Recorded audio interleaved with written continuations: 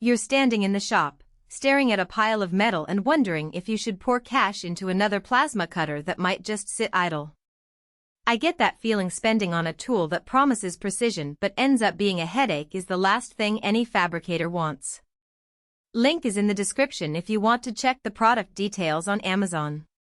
Let's walk through why the LTP7500CNC could be the right fit for your workflow, and where it might fall short, so you can decide before you click buy. First off, the biggest decision point for most buyers is whether they need a cutter that can integrate with CNC routers or if a manual unit will do.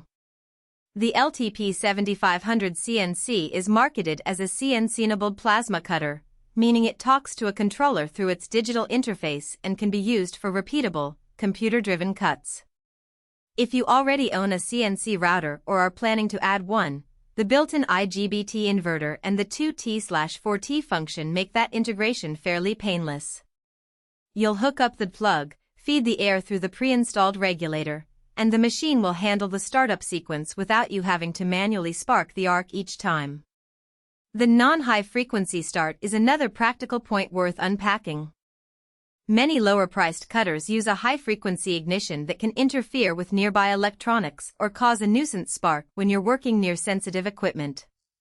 The LTP7500's blowback design avoids that by using a low-energy, non-HF pilot arc. In real-world terms, I've seen shop owners say the cutter starts cleanly even when the workpiece is covered in rust or paint, and you don't get that annoying buzzing that can set off nearby alarms.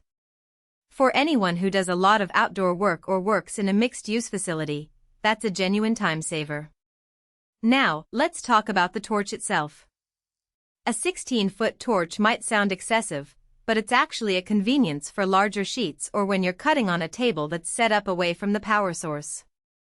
The Eurotype central connector on the torch is a standard you'll find on most industrial plasma heads, so swapping torches or replacing the tip doesn't require a custom adapter. In practice, I've watched a small fabricator run a 6 by 10 foot sheet of mild steel, and the extra reach meant they didn't have to constantly relocate the air compressor. That said, the longer torch does add a bit of weight to the hand, so if you're doing long, continuous cuts by hand, you might feel some fatigue after a while.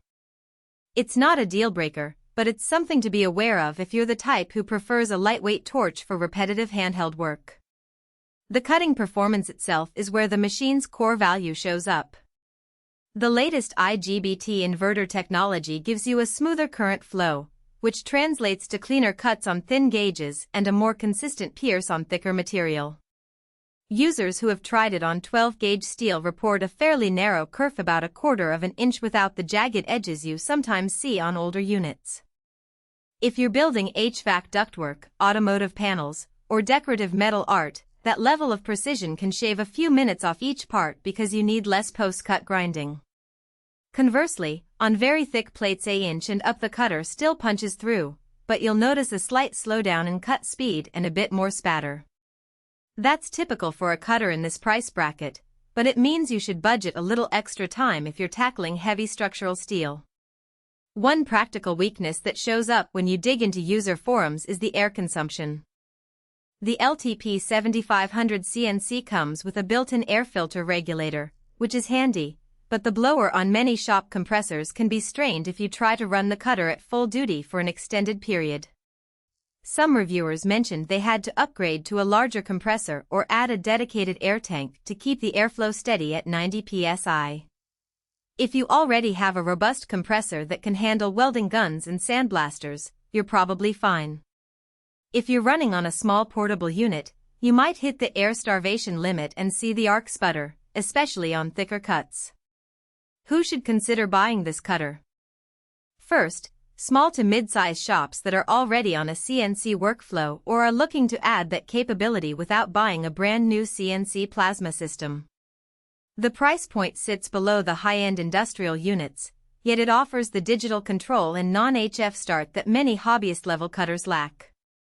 It's also a solid pick for fabricators who need a longer torch for large sheet layouts but don't want to invest in a separate airline system. The pre-installed regulator keeps things tidy. If your primary job is occasional light cutting like DIY projects in a garage, there are cheaper manual plasma cutters that will do the job just as well, and you'll avoid the extra complexity of the CNC interface. On the flip side, you might want to skip this model if you're a pure manual operator who never plans to integrate with